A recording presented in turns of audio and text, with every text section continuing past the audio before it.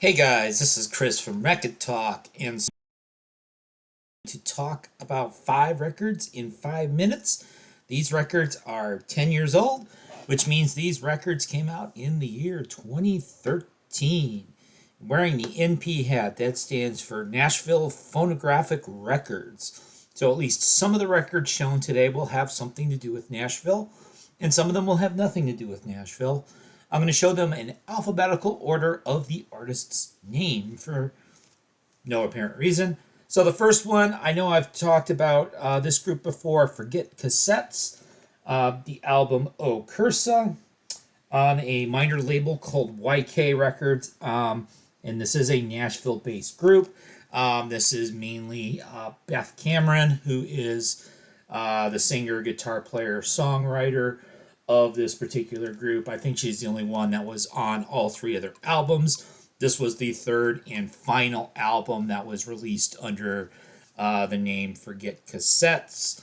And so their first couple of albums, they sounded quite a bit like, say, Slater-Kinney. This album, much less so. This album has definitely more of an electronic, dark ambiance sort of mood associated with it. It's very different, especially from their first album, which I think came out about 10 years before this album. And I know she has a new group that's released an album or 2 called Black Bra. I have one of their releases from about 3 or 4 years ago. Next thing we're going to show is going to be the band Fuzz with their self-titled debut on In the Red Records. And so this is kind of your psych, early hard rock, early heavy metal sounding stuff. I think of like Mr. Bizarro Show when I think of Fuzz, because this is the kind of music that you would probably be hearing on his show. I know Ty Segall is the main guy behind this particular group, and this is a fun one to listen to and kind of zone out on. I don't know how to tie it to Nashville at all. Next, it's probably been a video or 2 since we've had any Juliana Hatfield content. So this is one of her side projects titled Minor Alps with their one and only album Get There. So if you don't know about this album, this was a collaboration between Juliana and Matthew Cause. Matthew Cause is the lead singer of the band Not a Surf. You may remember how popular that band used to be, popular being sort of their big hit from the 1990s. This was released on Barsuk Records, which is Not a Surf's regular label.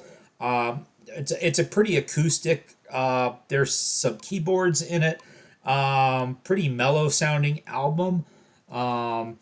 My understanding was that they both have co-writing credits, but it was basically each would bring in their songs and let the other one edit them.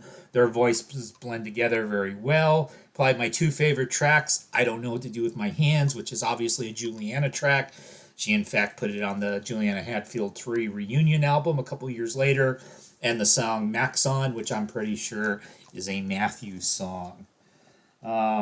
I do have a bit of a Nashville connection with Mudhoney Vanishing Point, even though Mudhoney is obviously a legendary grunge band from Seattle.